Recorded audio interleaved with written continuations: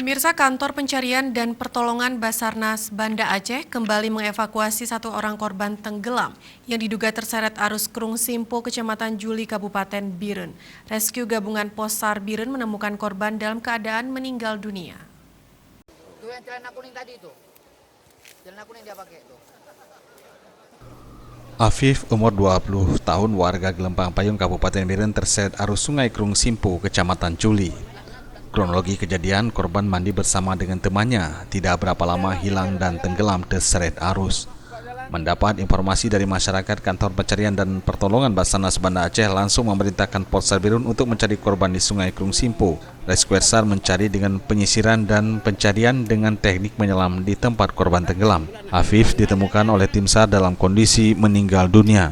Kepala Kantor Pencarian dan Pertolongan Basarnas Banda Aceh, Budiono, menyampaikan agar masyarakat yang melaksanakan aktivitas di air agar selalu menggunakan alat keselamatan seperti pelampung dan life jacket, di mana Kabupaten Biren angka kecelakaan di air sangat tinggi terjadi karena faktor kurang mengindahkan keselamatan saat berada di air.